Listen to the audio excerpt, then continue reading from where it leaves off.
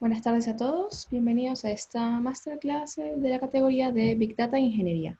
Es con el profesor Javier García Vizcaíno. Hoy se va a hablar acerca de la tecnología y la analítica de datos y cómo transforman el recruiting. Así que cuando quieras, puedes empezar, Javier. Muy bien, pues encantado de estar con todos vosotros y como ha comentado nuestra compañera Estructuralia, pues hoy el tema que nos depara es la tecnología y la analítica de datos transforman el recruiting, ¿no? Para todos nosotros los datos se han convertido en un elemento esencial en nuestra vida, en todos los procesos, ¿no? en los que intervenimos y, cómo no, pues dentro de recursos humanos y los diferentes procesos de recursos humanos, pues también están actuando y están ayudando a acelerar muchos procesos. Comentaros que esta masterclass, que esta sesión está enmarcada dentro del máster en Business Intelligence y Big Data, que como sabéis, pues tengo la suerte de dirigir en Estructuralia y que, además de diferentes contenidos desde el punto de vista técnico, también incorporamos contenidos transformacionales, ¿no? De conocer la transformación digital, qué elementos debemos tener en cuenta en un proyecto de Big Data, y repasando por las tecnologías más relevantes que nos ayudan a llevar a cabo un proyecto de datos dentro de nuestra organización, ¿no? Me presento muy rápidamente para que me ubiquéis. Soy matemático de formación, llevo más de 20 años de experiencia laboral y, aunque he desarrollado gran parte de mi carrera profesional en medios de comunicación, también he tenido la oportunidad de participar en otros sectores de la industria. Desde hace casi año y medio estoy colaborando con Acciona, una multinacional española que tiene diferentes áreas de negocio, entre energías renovables, construcción, agua, servicios de mantenimiento de hospitales, servicios también de motosharing dentro del programa de sostenibilidad que tenemos, etcétera, ¿no? Dentro de la compañía estoy liderando proyectos de transformación, proyectos de transformación orientados a personas y utilizando tecnologías innovadoras, ¿no? Utilizamos, por supuesto, tecnologías de datos que nos permiten, el sacar el máximo partido a los datos, ¿no? Además de mi perfil profesional, también tengo un perfil de docente donde tengo la suerte de dirigir este máster de Business Intelligence y de Big Data aquí en Estructuralia. Participo también como lecturer con diferentes escuelas de negocio y también tengo una tercera, digamos, dimensión, ¿no? de relación profesional, que es a través del mentoring, ¿no? Para mí es uno de las actividades que quería realizar desde hace tiempo y desde hace un par de años he tenido la oportunidad de participar en diferentes programas de mentoring, uno interno de Acciona y otros programas también de mentoring, donde intento colaborar y ayudar en base a la experiencia que he ido adquiriendo durante todos estos años. Ahí os dejo mis datos y gustoso de que contactéis conmigo por redes, etcétera. Muy bien, pues a ninguno se nos escapa que los datos hoy en día son fundamentales, ¿no? En la hora de realizar cualquier tipo de transacción, cualquier tipo de proceso y cualquier tipo de negocio. Son fundamentales, ¿no? De hecho, no sé si habéis visto en alguna ocasión esta imagen, ¿vale? Pero yo llevo recuperando, siempre voy poniendo en los programas los últimos 3 años y en los que se puede ver cómo está creciendo de manera exponencial el consumo de datos en diferentes plataformas, ya sean plataformas de contenidos tipo Netflix, que por ejemplo hemos pasado en 2018 a consumir 266.000 horas por cada minuto, ¿vale? A invertir pues cerca de 700.000 horas visionadas durante un minuto, ¿no? Esto es a nivel mundial, ¿no? Casi se ha multiplicado por 3, ¿no? La cifra, ¿no? Me gustaría saber qué cifras tendremos para 2020, donde hemos estado pues gran parte de nosotros confinados por la crisis COVID y seguramente pues hemos todavía consumido más servicios, ¿no? de contenidos de estas características. Pero lo mismo que le ha pasado a Netflix, le está pasando a plataformas, a redes sociales como Facebook, como Instagram, Snapchat, etcétera, ¿no? También está pasando a la hora de visualizar contenido, ¿vale? Contenido de vídeo en plataformas como YouTube, pero es verdad que aunque sigue creciendo la demanda y el consumo de vídeo, también han ido apareciendo otras plataformas, como por ejemplo Twitch, que es una plataforma más orientada bueno, pues a los gamers, a personas que juegan en eSports, ¿vale? Y que al final, bueno, pues se está atrayendo pues todo ese tipo de público que, bueno, pues antes tenía su canal en YouTube y se está yendo hacia Twitch como plataforma, ¿no? Como veis, en general, todas las plataformas han crecido de manera casi exponencial, con lo cual el consumo de datos, ¿vale? Está siendo cada vez más masivo, ¿no? Tanto en plataformas, contenidos, servicios, en cuanto a compras, el e-commerce, ¿no? Donde pues, se ha disparado de una manera brutal, ¿no? En los últimos meses, plataformas donde como Amazon, pues al final, bueno, pues algunos servicios pues se retrasaron, ¿no? En la entrega, pues debido al menos aquí en España, donde pues también lo he sufrido, ¿no? Como cliente de Amazon, el que algunos paquetes llegaran algo tarde por la gran demanda que tenían, ya que, bueno, pues había pocos mecanismos, ¿no? A la hora de conseguir pues algunos bienes, ¿no? Pero es verdad que estamos consumiendo, que estamos, mejor dicho, que estamos produciendo una gran cantidad de datos. Nosotros mismos también consumimos una gran cantidad de datos, ¿no? Dentro de nuestros teléfonos móviles, dentro de nuestros dispositivos smartwatch y similares. Al final estamos generando continuamente datos y dejamos una estela de datos detrás de nosotros, ¿no? Pero realmente, ¿qué cantidad de datos estamos explotando? Uno podría llegar a pensar que, bueno, pues sí, pues tenemos tecnología, tenemos computación, tenemos, bueno, pues necesidades, está claro, de explotar la información.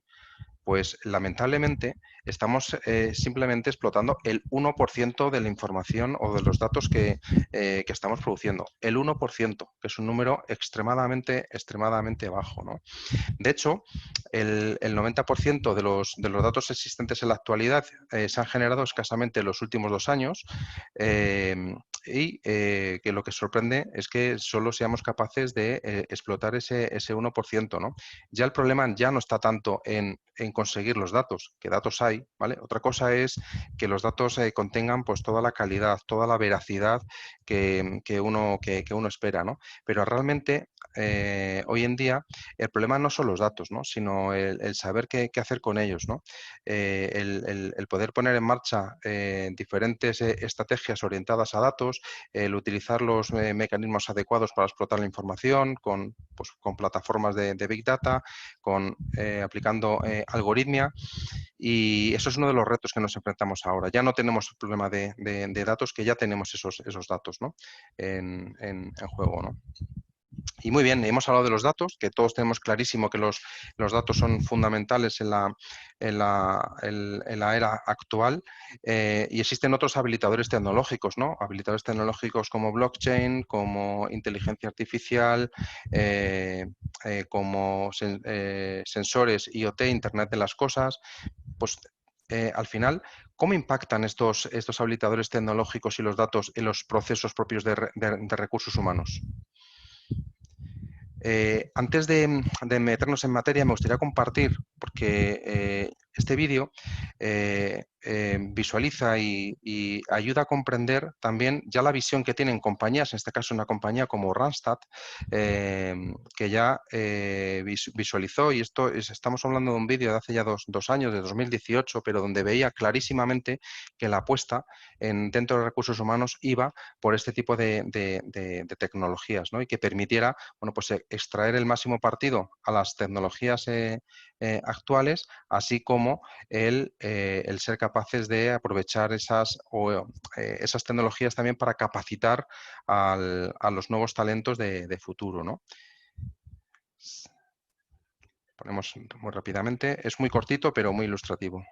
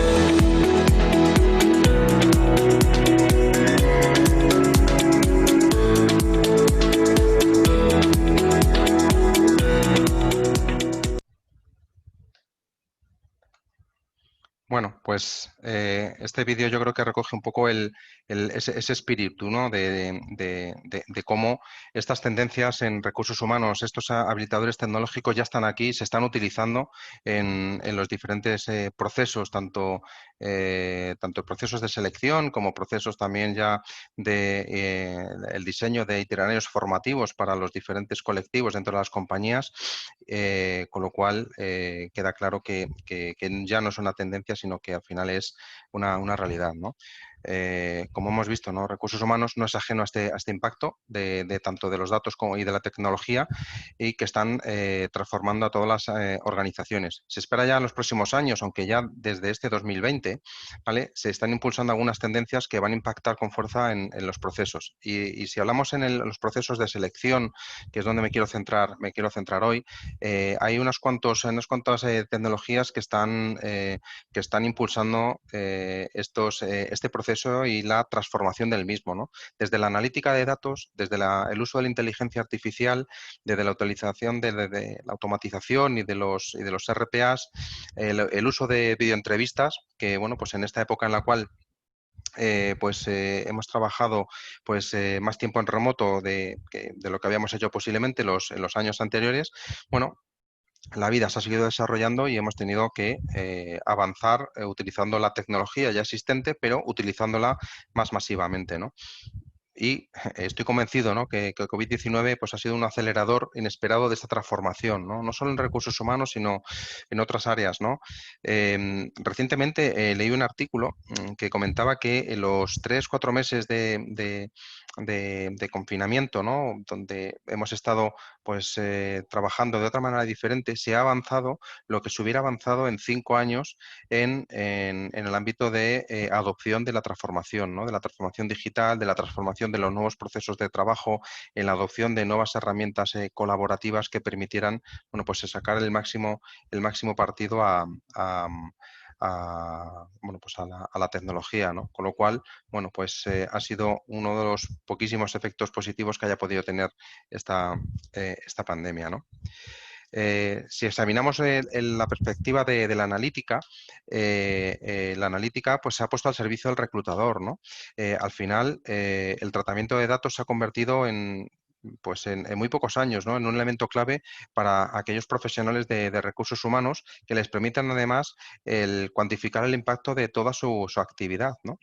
Han definido KPIs, Key Performance Indicators, indicadores que les permitan que sus procesos, y en el ámbito de recruiting más todavía, que sus procesos de contratación pues tuvieran pues, menores costes y no solo económicos, que son los primeros costes que se puedan ver, porque lo que te pueda costar pues un job posting en una página en LinkedIn o bien en el tiempo utilizado en entrevistas, sino también precisamente en acortar los procesos, ¿no? En acortar los tiempos y ser capaces de llegar a cuanto más candidatos mejor, ¿no?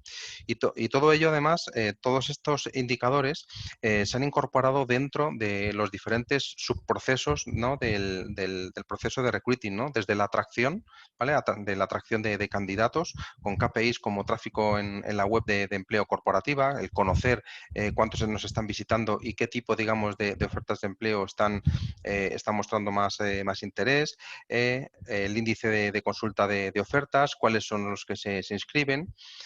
Después, uno de los elementos clave es la conversión, ¿no? Que al final el tener indicadores que nos digan el número de candidaturas por oferta o qué perfiles hemos seleccionado en función de las vacantes, ¿no? Eso ya nos empieza a dar pues, pues una idea clara de cómo está funcionando nuestro proceso de recruiting, ¿no? Y por último, la contratación, ¿no? Aquí medir un poco esa eficiencia, ¿no? De que no se alarguen los procesos durante mucho tiempo, porque cuando se inician procesos de contratación y son largos en el tiempo, al final pues los candidatos pues, pueden estar interesados por otras ofertas que vayan surgiendo.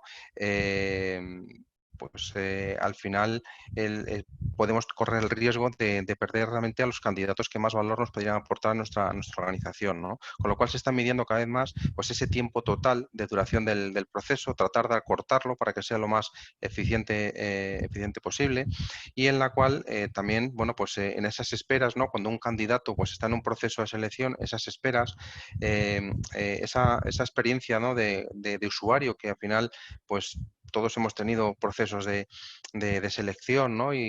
Bueno, pues siempre cuando te interesa una posición, pues siempre estás esperando la llamada casi al día siguiente o la misma tarde que has hecho la entrevista con feedback y ver si sigues con los siguientes pasos, ¿no? Bueno, pues intentar acortar todo esto para que al final ofrecer una mejor experiencia al candidato, ¿no? Pero además esta analítica, estos indicadores, no solo sirven para medir el proceso, ¿no? El propio proceso de recruiting, sino que nos debe permitir medir los propios procesos en sí de recursos humanos. O sea, utilizar los datos para medir todos estos procesos, ¿no? Y de aquí es donde se acuña el término de People Analytics, ¿no? Que al final bueno, pues lleva 3, 4, 5 años máximo esta tendencia, ¿no? del uso de la analítica en personas y que pues, básicamente se enfoca en la utilización de los datos para, dentro del entorno laboral para gestionar el talento humano de una manera efectiva dentro de nuestras organizaciones, ¿no? People Analytics no es en sí una tecnología como tal, ¿no?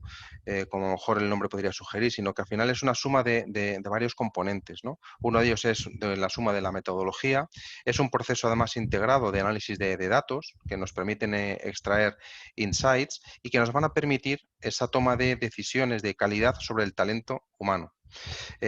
Con ello nos va a permitir mejorar tanto el rendimiento individual de cada uno de nuestros colaboradores en la compañía, como a su vez pues todo el corporativo, ¿no? Y asimismo, para aquellos potenciales colaboradores que están siendo candidatos, bueno, pues el tratar de ser capaces de elegir a los mejores que se puedan sumar a nuestro proyecto, ¿no?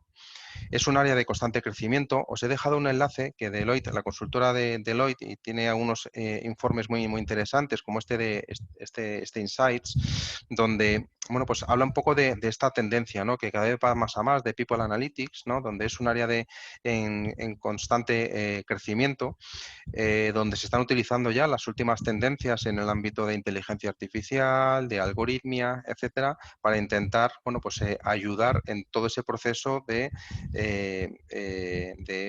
transformación, ¿no? De la función de recursos humanos y tener además pues esa visión de People Analytics, ¿no? Como digo, es un área en constante crecimiento, nos ayuda a mejorar todos los procesos, desde la incorporación, la gestión del propio proceso, el retener a un empleado que pueda ser valioso en nuestra organización. Es fundamental el saber cuáles son los key employees dentro de nuestra compañía y optimizar las relaciones con nuestros empleados, que al final, bueno, tengan un ambiente, un clima laboral que sea lo más propicio posible para que desarrollen su carrera profesional con nosotros, ¿no? Es de verdad que debemos tener cuestiones de seguridad, ¿no? Desde el punto de vista del dato, de la transparencia y de consentimiento, ¿no? Ahí, pues todas las legislaciones a nivel de protección de datos, ¿no? Pues a nivel europeo con el Reglamento General de Protección de Datos, la famosa GDPR, pues al final puede limitar, ¿no? El uso de información personal, ¿vale? Del empleado, con lo cual, bueno, pues tenemos que ser especialmente cuidadosos en este sentido, ¿no? Un aspecto también fundamental es la transparencia, ¿no? La transparencia, y no solo y desde mi punto de vista, no solo aplicable en el ámbito de recursos humanos, sino la transparencia aplicable en general dentro de las organizaciones para los diferentes procesos. Eso funciona muy bien y hace que las compañías funcionen muy bien, ¿no? Y dependerá también de la mentalidad y de la cultura organizativa de la compañía, ¿no? Pero es algo que es fundamental y que aquellos que la practican pues funciona muy bien, ¿no? Algunos, algunos ejemplos en los cuales People Analytics nos ayudaría en procesos de recursos humanos para que aterricemos un poco este concepto y no pensemos que al final se queda en un titular dentro de una diapositiva y no podemos avanzar. Por ejemplo, en un proceso de selección, en el pasado, bueno, pues nos dirigíamos al área de recursos humanos cuando necesitamos algún tipo de recurso o de colaborador, pues decíamos directamente, necesito una persona para el equipo, ¿no? Ahora mismo ya empezamos bueno, pues a tamizar, porque se empiezan a utilizar ciertas herramientas, ¿no? Necesito una persona y lo que ya te preocupa es que ya no piensas tanto en las capacidades, ¿no? En las aptitudes con P de las personas, sino cuál encajará mejor con el equipo, ¿no? Y eso tiene que ver más con la actitud, ¿no? Nos estamos empezando a preocupar que la nueva persona que incorpora a mi organización, además de tener, bueno, pues el talento adecuado, pues que tenga la actitud adecuada para trabajar en equipo, para, bueno, pues al final, si un equipo está funcionando adecuadamente, pues ser capaz de incorporarle, ¿no?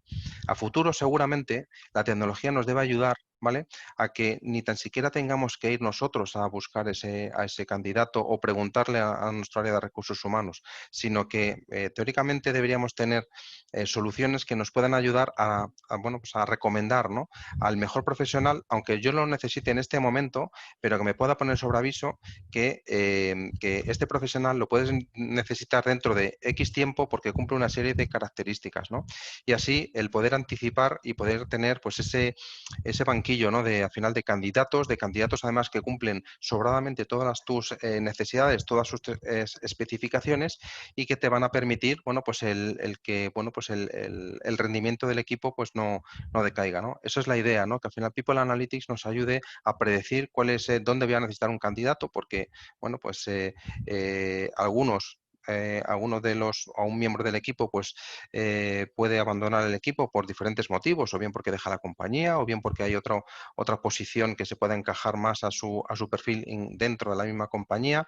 En fin, todo esto nos debe ayudar a mejorar todos esos procesos, ¿no?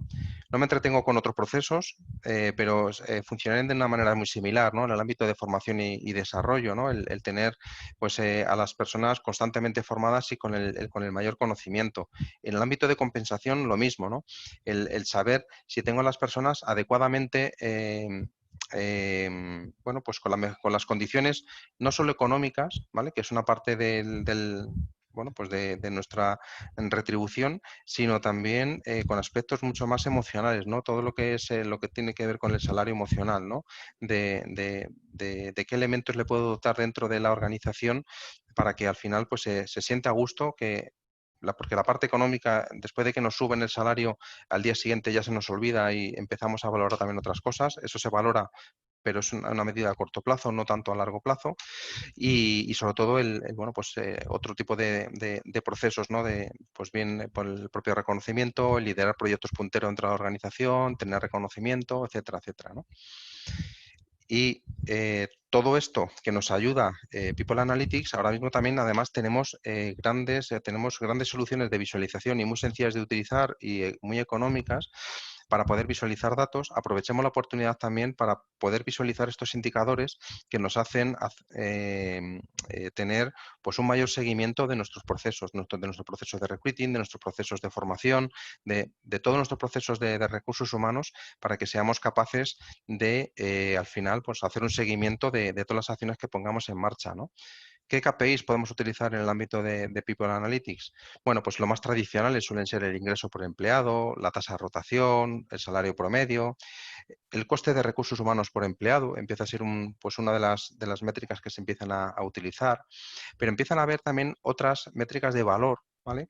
En las cuales eh, eh, eh, se está trabajando ya en muchas áreas de recursos humanos, ¿no? Por ejemplo, en el ámbito en recruiting, pues también es muy interesante manejar la tasa de aceptación de ofertas, ¿no? Saber qué ofertas están siendo aceptadas por parte de candidatos, porque eso nos puede hacer corregir si las ofertas que estamos haciendo son adecuadas o no son adecuadas. El tiempo medio que tenemos de respuesta de peticiones a recursos humanos, es decir, que tú le solicitas algún tipo de información, algún tipo de consulta, bueno, pues que sea lo más breve posible. Eso redunda mucho en la propia experiencia del empleado, ¿no? Que se reduzca pues, a minutos, a horas, no a días o semanas, ¿vale? Sería un punto, ¿no? Y otros indicadores, como veis ahí, ¿no? Pues las horas de formación por empleado o el número de quejas de un área, etcétera, etcétera, ¿no? Y eso con respecto a los datos, que es uno de los habilitadores tecnológicos fundamentales. Y el otro es la inteligencia artificial, ¿no? Hoy en día, ¿no? Y sobre todo más ahora focalizado en el ámbito de recruiting, pues claramente nos ofrece grandes oportunidades, ¿no? Según este estudio de McKinsey, la inteligencia artificial, bueno, pues tiene un enorme potencial en muchísimas áreas. Algunas que son obvias en el ámbito de marketing, en el ámbito de ventas, de operaciones, etcétera, tienen un potencial inmenso, ¿no? Pero desde luego también donde tienen un potencial inmenso es en el ámbito de recursos humanos, ¿vale? Pero con algunos retos que tenemos todavía que resolver y que ahora vamos a tratar. La inteligencia artificial va a ayudar muchísimo en el ámbito de recursos humanos, en el ámbito en los procesos de recruiting, sin duda, pero hay algunos puntos que vamos a ver que tenemos que tener en cuenta dentro de este proceso, ¿no? ¿Y qué es inteligencia artificial? Porque muchas veces intentamos o entendemos inteligencia artificial o lo equiparamos con machine learning o con deep learning, ¿no? Lo mezclamos todo en la misma definición y son cosas significativamente diferentes, ¿no? Porque al final la inteligencia artificial, ¿no? Es la más genérica de todas y se refiere a cualquier conjunto de técnicas que permite que las computadoras, las máquinas, imiten la inteligencia humana utilizando pues, la lógica, árboles de decisión, etcétera, ¿no? Por ejemplo, una máquina que sea capaz de jugar al ajedrez. Nosotros le enseñamos a jugar las reglas de jugar al ajedrez y bueno, pues es como si estuviéramos jugando contra un humano, ¿no? Pero al final solo trata de emular al humano. Pero eso no es machine learning. y tampoco es deep learning, ¿no? Cuando hablamos de machine learning es que es un subconjunto de la inteligencia artificial y que aquí se incluyen ya técnicas estadísticas, ¿vale? Que permite a las máquinas el mejorar diferentes tareas, diferentes actividades con la experiencia, ¿vale? Y aquí, sobre todo, lo que hacemos es administrando datos a la máquina para que, bueno, pues a través de los datos sea capaz de aprender, ¿no? Ese es el concepto de Machine Learning, ¿no? Y si damos un paso más allá, nos metemos en el ámbito de Deep Learning, ¿vale? Al final es un subconjunto de Machine Learning, ¿vale? Que está compuesto por algoritmos que nos permiten, ¿vale? Que se entrene por sí misma la máquina para ejecutar diferentes tareas. Muy habitual es el uso de este tipo de algoritmos para todo lo que pueda ser el reconocimiento de texto, reconocimiento de sonidos de habla, ¿vale? De reconocimiento de imágenes, donde al final, bueno, pues tú lo que haces es, la máquina intenta encontrar patrones en base a los datos que se le está inyectando, pero por sí misma no está utilizando, y ahora vemos la diferencia entre algoritmos supervisados y no supervisados, lo que le permite el ir constantemente, bueno, pues con un autoentrenamiento, el ir reconociendo esos patrones, ¿no? Así que cuando hablamos de inteligencia artificial, en muchos casos, bueno, pues metemos todo en una misma categoría y deberíamos diferenciarlo, ¿no? Porque al final cada ámbito tiene su punto de implementación, ¿no? Si nos metemos un poco más en Machine Learning, ¿vale? Que es en la zona, digamos, media, es que posiblemente lo que ahora mismo está mucho más explotado, y aunque ya se está trabajando también intensivamente Deep Learning y existen ya pues grandes progresos en este ámbito, pero quizás Machine Learning ya lo tenemos un poco más democratizado, por decirlo de alguna manera, ¿no? Aquí podríamos diferenciar en dos tipologías, ¿no? De el Machine Learning supervisado y el no supervisado, ¿no? El supervisado es aquel que utiliza algoritmos que aprenden de los datos que introducimos, ¿no? Y que introduce una persona. O sea, tú entrenas el modelo, ¿vale? Por ejemplo, tienes unas fotografías y la máquina aprende a reconocer si hay o no caras humanas en ellas, pero tú lo que le estás es dando un dataset de datos, ¿vale? Donde a través de, bueno, pues de los diferentes algoritmos de clasificación, etcétera, que utilice, bueno, pues es capaz de aprender e identificarlos y identificar cuando pues es una casa, es un árbol o es la cara de una persona, ¿vale? Y una vez que ha aprendido, o sea, es un proceso de aprendizaje y por ello necesita grandes volúmenes de datos para ser capaces de aprender, podrá diferenciar entre las fotos, ¿no? Y saber qué objeto está en una foto qué objeto está en el otro, ¿no? Y este es bueno, pues muy habitual para clasificar, ¿no? En el cambio, en el ámbito de no supervisado, en este caso no existe la supervisión, la intervención humana, ¿vale? En este tipo de Machine Learning. Aquí los algoritmos aprenden de datos con elementos no etiquetados buscando patrones o relaciones entre ellos. O sea, aprende directamente sin ningún tipo de intervención por parte de la persona, ¿no? De personas que entren en el modelo, ¿no? Es muy típico el uso de redes neuronales, ¿no? Que al final van aprendiendo por sí mismas, ¿no? Por ejemplo, cuando nutrimos a la máquina con todas las compras de los consumidores que hay en un supermercado, bueno, pues para identificar diferentes patrones de compra entre los usuarios. Si quiero hacer un recomendador de contenidos, es ser capaces de recomendar diferentes contenidos en función de los patrones que muestre un determinado usuario y que ha sido capaz estos algoritmos que se están utilizando de identificar, ¿no? Es verdad que quizás en este tipo de algoritmos, ¿no? O de procesos, pues al final no se logre detectar la lógica de estas predicciones, ¿no? Y al final, bueno, se nos puede escapar, ¿no? En el primer apartado, en el ámbito de supervisado, sí que tenemos esa visión, ¿no? Y que podemos ver esa lógica y ser explicativos. En el ámbito no supervisado, de ahí vienen algunas de las limitaciones de su uso en procesos de recruiting en recursos humanos, bueno, pues tenemos que ser cuidadosos, ¿no?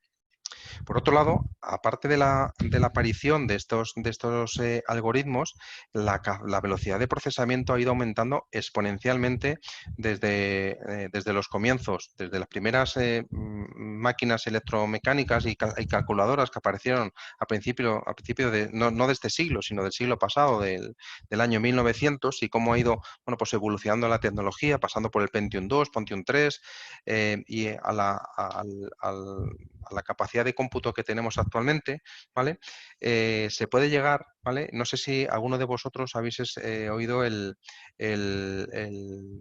concepto o la expresión de singularidad tecnológica, ¿no? Que es que muchos vaticinan que va a llegar pronto, que va a llegar en 2025, 2030, 2045, no sé, realmente no sé cuándo llegará, ¿no? Pero que al final es el momento en el cual las máquinas que diseñemos sean más inteligentes que los humanos, ¿no? Eso es, bueno, pues algo paradójico, ¿no? Algo que nosotros seamos capaces de diseñar, pues ya van a ser más inteligentes que nosotros, ¿no? Con lo cual aquí está, bueno, pues la creación de inteligencia sería muy superior al control y la capacidad intelectual humana. Algunos hablan de 2025, 2025 está muy cerca, quizás es demasiado pronto, ¿no? Pero que va a llegar sin duda, ¿no? Se está invirtiendo constantemente en este tipo de tecnologías y que cada vez, bueno, pues la capacidad de cómputo pues nos sorprende, ¿no? Cómo es capaz de trabajar, ¿no? Y además esto no debe ser novedoso para nosotros, ¿no? Porque al final todos estos conceptos los estábamos recogiendo en películas como Matrix, como Terminator, Yo Robot, ¿no? Y algunas incluso mucho más antiguas, de como Odisea en el espacio, que es de una película de Stanley Kubrick de 1969 y donde pues ya introduce, ¿no? el concepto de ese Alexa particular que teníamos en esa película, ¿no? Que si todos recordáis bien era HAL 9000, ¿no? Y que al final, bueno, pues se hace con el dueño, ¿no? El dueño de la máquina, ¿no? Pero se han visto reflejados ese tipo de comportamientos de inteligencias artificiales avanzadas como, pues, como en Matrix o Skynet, ¿no? En las películas de Terminator, donde la red es capaz de tomar el control de todo, ¿no? Bueno, pues en este contexto, la aplicación de la inteligencia artificial a recursos humanos es múltiple, ¿no? Y es variopinta, ¿no?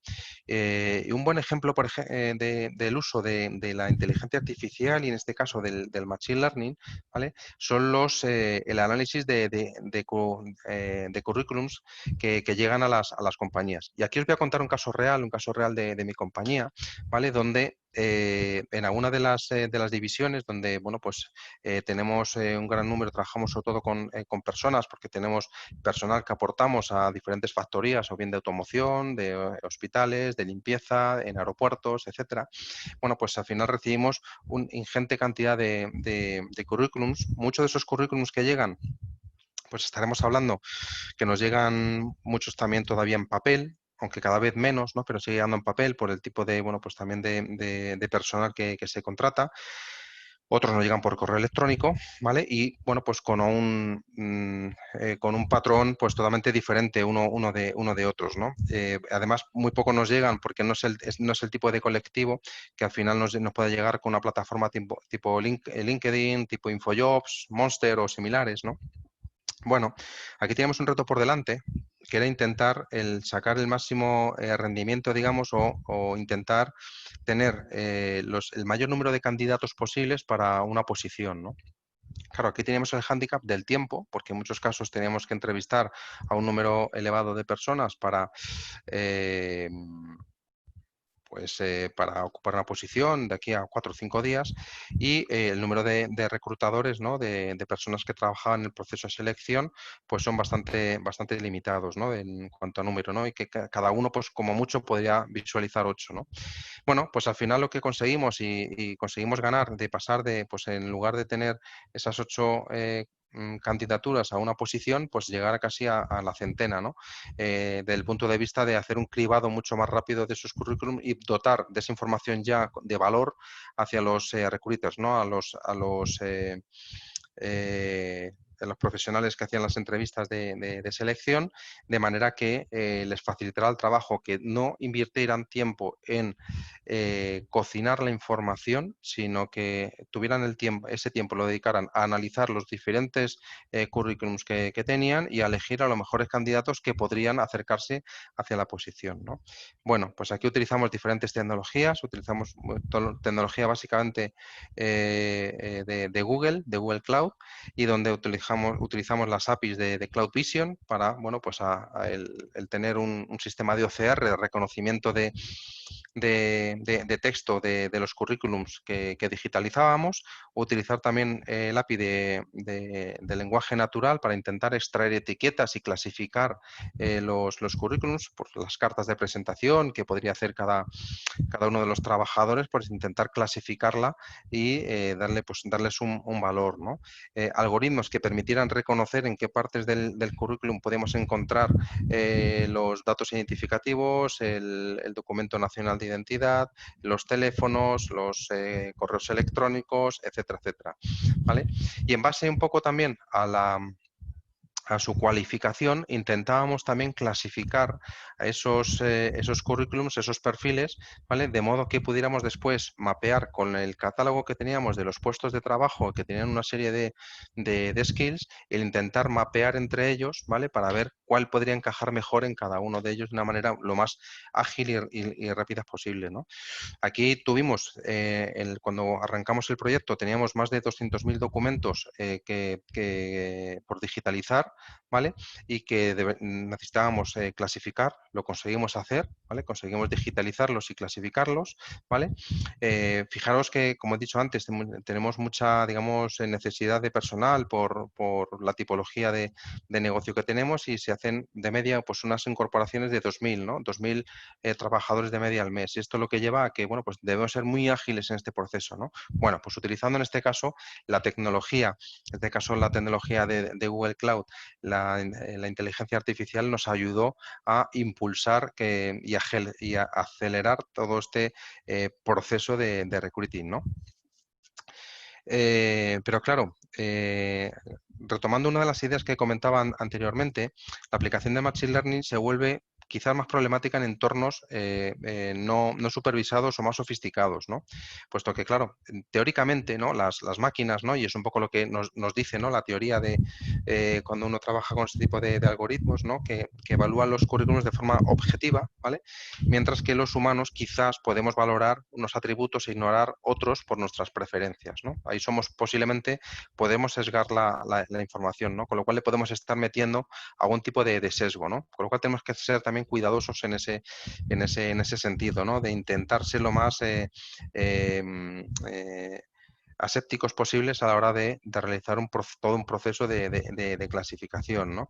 También tenemos que tener en cuenta que muchos datos también son sensibles, ¿no? Y hay que respetar las diferentes leyes de protección de datos que sean aplicables en los países, ¿no? No en todos los países se aplica o podemos utilizar la misma tipología de datos, ¿no? Por ejemplo, aquí en Europa, GDPR pues te limita mucho el uso de la etnia, ¿no? En cambio, en Estados Unidos, pues es uno de los datos que sirven dentro de sus procesos, ¿no? Y además, bueno, lo utilizan dentro de o es uno de los parámetros que trabajan dentro de lo que sería la discriminación positiva, ¿no? El intentar, bueno, pues que puedan optar diferentes etnias a una posición, ¿no? Pero por ejemplo, en el caso europeo, pues la limitación de GDPR no nos permite recoger o recabar esa información, o bueno, pues información de las tendencias religiosas, etcétera, etcétera, ¿no? Y que además dentro del área de gestión de personas, y cuando tú haces un proceso de recruiting, pues tienes que explicar las decisiones que se toman de por qué un candidato es más apropiado que otro candidato, con lo cual tienes que ser absolutamente transparente, ¿no? Con las decisiones que tomes, ¿no? Y además tenemos que tener en cuenta que aquí no podemos fallar, ¿no? No podemos cometer errores, ¿no? De que al final no encontremos correlaciones habituales. Imaginaros que que precisamos cubrir una puesta de una posición de personal sanitario y al final pues el algoritmo no es lo suficientemente fino y al final asignamos o proponemos una serie de candidatos que no tienen ningún tipo de skills sanitarios, ¿no? Bueno, pues eso no lo podemos permitir. Cuando realmente si lo haces de una manera personal, pues cuando estás entrevistando enseguida te das cuenta de que esta persona pues no tiene esos perfiles, ¿no? Tenemos que ser muy cuidadosos, ¿no? Y con el uso de algoritmos. Ahí por ahí os dejo aquí este enlace, un estudio, ¿no? Que además es curioso, ¿no? Y además se trata del caso de Amazon, donde en este estudio, pues bueno, pues iban construyendo datos sobre los currículums remitidos, ¿no? Durante los últimos 10 años y la mayoría de los currículums eran hombres, ¿no? Ahí, bueno, pues quizás hubo un tipo de sesgo, el que fuere, ¿no? No recuerdo exactamente, lo leí hace un tiempo, pero que al final lo que había era un sesgo en contra de las mujeres, ¿no? Bueno, pues es algo de lo que se ha hecho más hace poco, bueno, pues hace un año y pico salió este estudio y que, bueno, pues afloró este tipo de casuísticas que se pueden dar cuando al final utilizamos ciertos algoritmos de clasificación, pues que no sean lo suficientemente finos, ¿no? Por tanto, la aplicación de Machine Learning en el proceso de selección de personas, pues se tiene que tener en cuenta 4 elementos muy importantes, ¿no? en todo este proceso. Por un lado, que a veces es difícil conseguir una muestra sin sesgo, ¿vale? Que al final sea pura y que sea lo más aséptica posible. El riesgo de error en temas de temas sensibles, por etnia, por género, etcétera, pues bueno, hay ciertos niveles de información que tenemos que ser lo suficientemente escrupulosos, ¿vale? Es verdad que el Machine Learning se basa en un aprendizaje del pasado con los datos que tengo actualmente y que quizás pueda tener, quizás, ¿vale? En función también del tipo de algoritmos que se puedan utilizar, dificultades para prever necesidades futuras, ¿no? Pero bueno, al final existen algoritmos y patrones que te permiten, bueno, pues identificar pues también esas predicciones que sean lo más cercanas a la realidad posible, ¿no? Y por supuesto lo que se debe conseguir es esa transparencia, ¿no? Y entender qué criterios estoy aplicando los diferentes algoritmos de clasificación que estoy utilizando, porque después, si alguien puede poner en duda que al final ese algoritmo no es limpio, en el sentido de que tiene algún tipo de sesgo por cualquier tipo de particularidad, bueno, pues puede hacer que el proceso no sea puro, ¿no? Y de la ética en inteligencia artificial, ¿qué hablamos? Porque sobre todo una corriente a finales de 2018 y a comienzos de 2019 sobre la ética en la inteligencia artificial, ¿no? Porque es verdad que se había avanzado muchísimo en, bueno, pues lo hemos visto, la capacidad de procesamiento, los algoritmos, etcétera, las aplicaciones con las cuales somos capaces de poner en marcha proyectos de inteligencia artificial, pero todavía no se había abordado, ¿no? Un aspecto fundamental que es la ética, ¿no? Y la verdad es que desde pues, finales del 2018 y desde 2019 pues, ha sido un tema que ha preocupado mucho, ¿no? Y ha habido pues, pues, muchos grupos de trabajo a nivel panregional, a nivel mundial, a nivel pues, zonal en América, aquí en Europa, ¿vale? Aquí a finales de 2018 se publicó pues, una serie de recomendaciones que estaban basadas, fue un primer borrador en diciembre de 2018 de más de 500 respuestas, comentarios que se recibieron, ¿no? A través de una consulta abierta en la Unión Europea, ¿vale? Acerca de, bueno, pues sobre inteligencia artificial y cuáles eran los retos que tenía por delante a nivel de ética, ¿no? Y seguido y después utilizando el contenido bueno, pues que se incorporaba dentro de esta primera guía o recomendaciones, pues la Unión Europea pues lanzó una guía, una serie de recomendaciones éticas en el uso de inteligencia artificial, ¿no? Y que garantizara un poco pues la confianza, ¿no? en el uso de este tipo de tecnología, ¿no? Y de habilitador tecnológico, ¿no? Y lo basó principalmente en siete preceptos, ¿no? que resumirían un poco esas guías, ¿no? Por un lado, desde el punto de vista de supervisión humana, ¿no? Que los sistemas de inteligencia artificial que deberían permitir pues, sociedades equitativas apoyando los derechos fundamentales de los humanos y de ninguna manera disminuir, limitar o desviar la autonomía de estos. Es decir, que cualquiera pudiera tener bueno, pues esa visibilidad, ¿no? del proceso, ¿no? Por supuesto que fuera robusto y seguro. O sea, hoy en día, en un mundo cada vez más digital, estamos cada vez más expuestos a amenazas, ¿no? En el ciberespacio, ¿no? Donde al final, bueno, pues amenazas a nivel de empresa o a nivel también a nivel individual. Todos los días nos llegan correos electrónicos, mensajes de WhatsApp, etcétera, que son, pues muchas veces son fake, ¿no? O bien por ingeniería social intentan hacerse con el control de o bien de nuestra máquina o con alguno de nuestros procesos, ¿no? Tenemos que la inteligencia artificial requiere, ¿no? el uso de algoritmos que sean seguros, robustos, ¿no? Que sean confiables, ¿vale? Y que tengan y que minimicen los errores o inconsistencias que podían presentar, pero que si se presentaran, pues se pudieran identificar y se pudieran corregir de una manera sencilla, ¿no? Dentro de todo el proceso de ciclo de vida de la inteligencia artificial, ¿no? Por supuesto, uno de los datos o digamos, de las bases de estas recomendaciones es la privacidad y control de los datos, ¿no? Los ciudadanos debemos tener el control total sobre nuestros propios datos. Son nuestros datos, ¿vale? Que están depositados en un tercero y que en cualquier momento los podemos reclamar y que nos los den. Es una de las ganancias que tiene GDPR en este sentido, ¿no? El que nos permita esa legislación, el ser dueño de nuestros datos y que podamos reclamarlos en todo momento, ¿no? Y que, bueno, pues que estos datos deben tener y deben tratarse con la mayor privacidad posible, que no deben bueno, pues, disminuir nuestras libertades, ¿no? La transparencia, antes lo hemos comentado, ¿no? Dentro de los algoritmos que se utilicen en un proceso de recruiting, la transparencia debe ser absoluta, ¿no? Y se debe garantizar la trazabilidad de los sistemas de inteligencia artificial, ¿no? Sin ninguna duda, ¿no?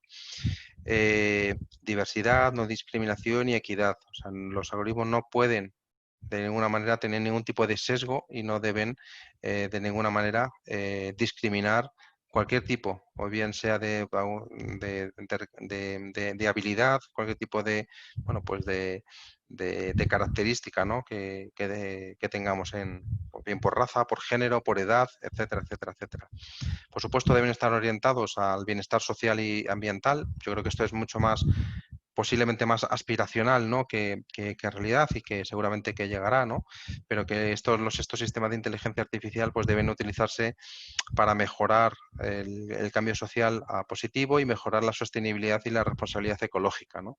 Bueno, yo creo que todos hoy en día tenemos esa aspiración, ¿no? De que al final, bueno, pues se refleje en el ámbito social y en el medio ambiente, ¿no? Y por último, la responsabilidad, ¿no? De que al final se deben establecer mecanismos que garanticen la responsabilidad de estos sistemas de inteligencia artificial y sus resultados, ¿no? Esto es obvio, ¿no? Que al final debemos sentirnos confortables y que haya siempre alguien responsable por detrás que al final, bueno, pues vele por todo ello, ¿no? Y hasta aquí lo que os quería contar hoy acerca de la tecnología y la analítica de datos y la inteligencia artificial y cómo ayuda en el proceso de recruiting. No sé si tenemos alguna pregunta, alguna cuestión que, bueno, pues queráis compartir.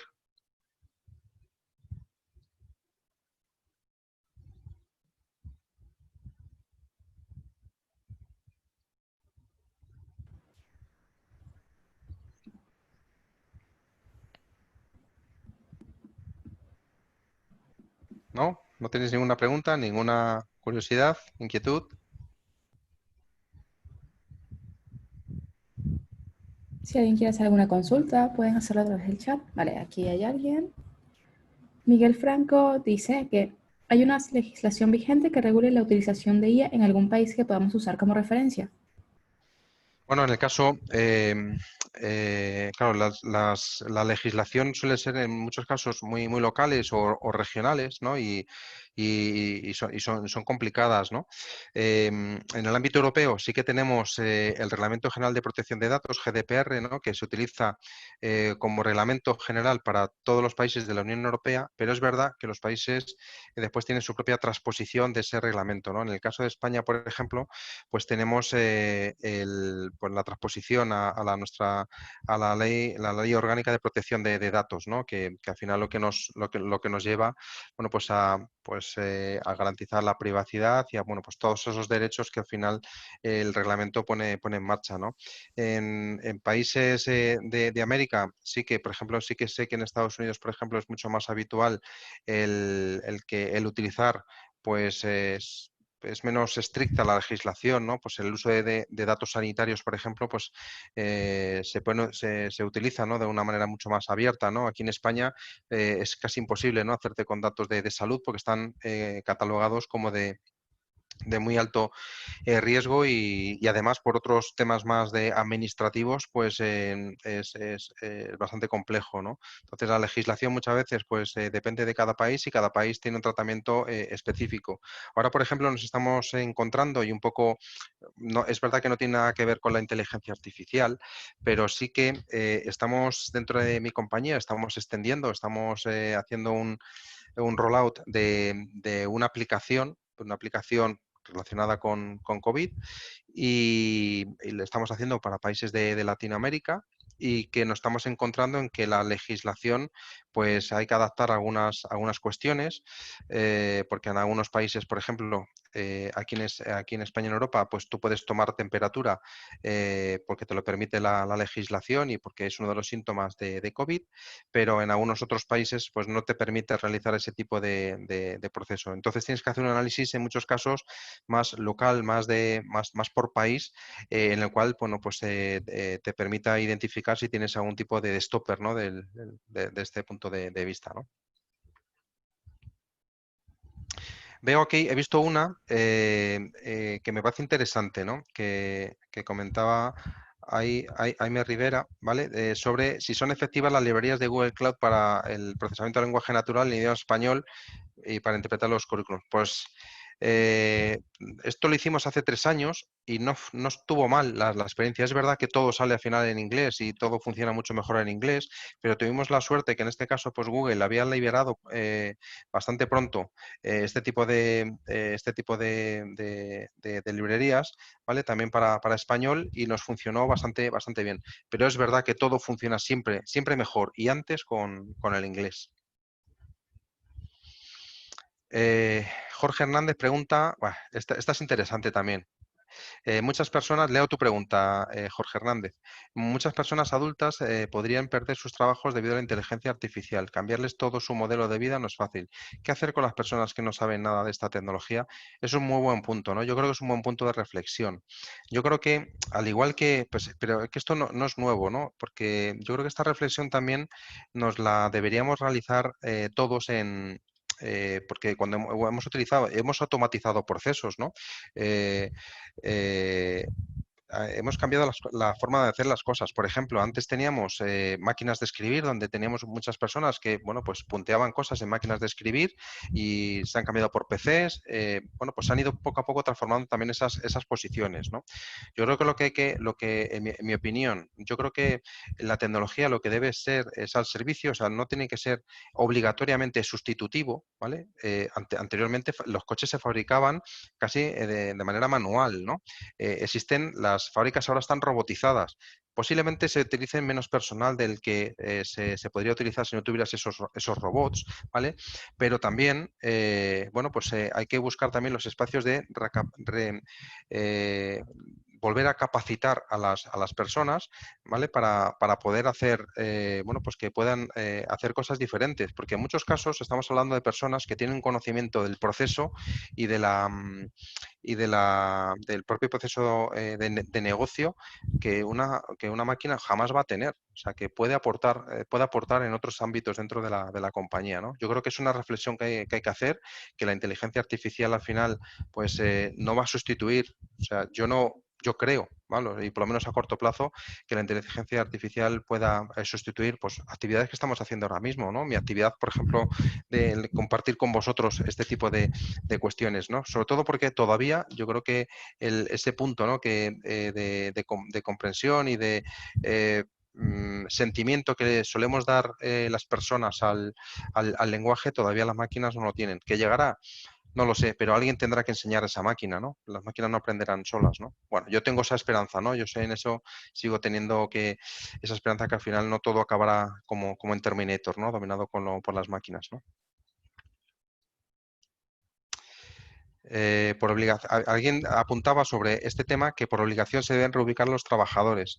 Bueno, yo creo que más que que por obligación, yo creo que una compañía, yo creo que debería hacerlo también por responsabilidad, ¿no?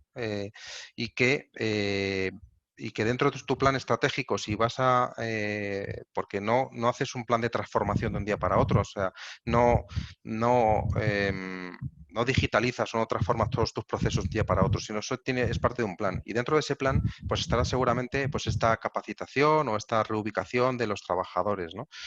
Yo creo que esto debe estar dentro también de esa hoja de ruta que las compañías deben realizar, ¿no? Y que habrá tareas en las cuales diferentes que una máquina no realice o alguien tendrá que supervisar también que lo que se hace esa máquina o analizar la información, ¿no?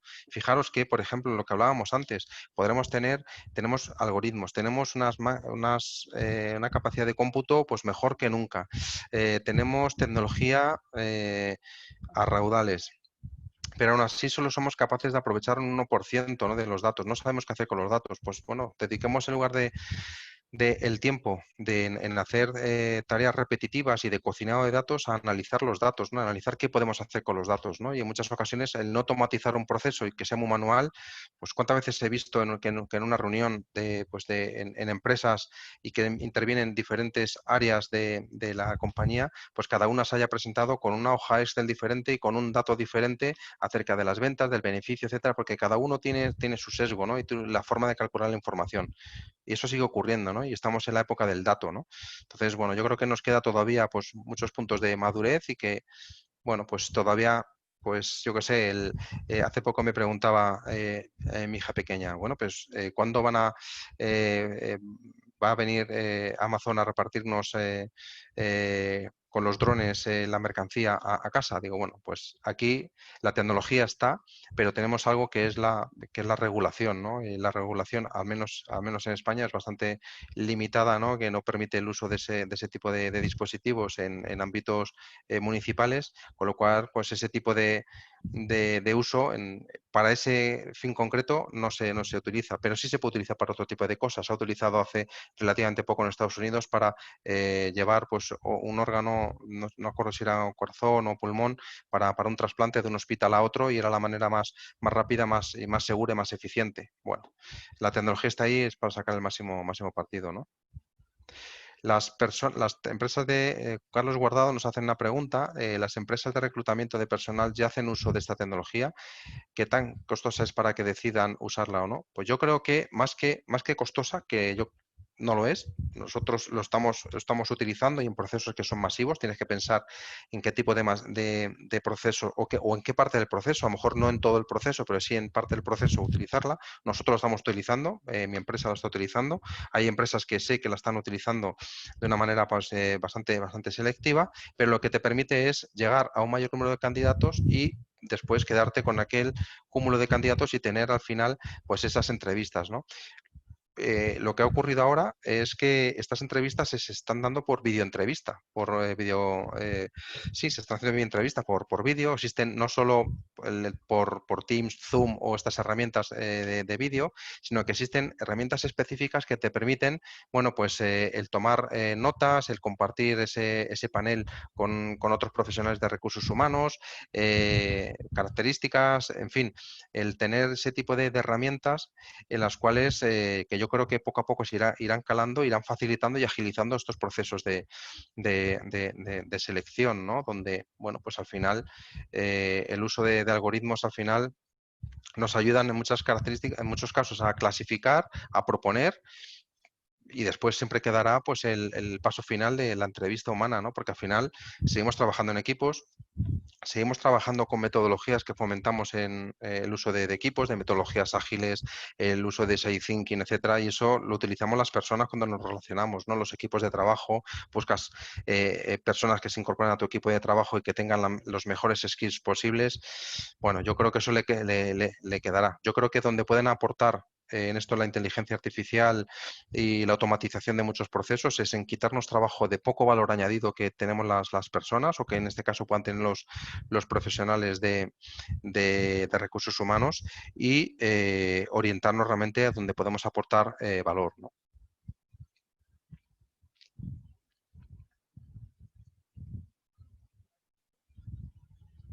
Muy bien, pues si no tenéis ninguna pregunta más, ha sido un placer compartir esta hora con vosotros y quedo a vuestra disposición. Muchísimas gracias, Javier, por esta masterclass. Nada, Quedamos a muy vosotros. Un placer, como siempre. Muchísimas gracias. Buena tarde y o buen día. Hasta luego. Adiós. Gracias, hasta luego. Adiós. Chao, chao. Adiós.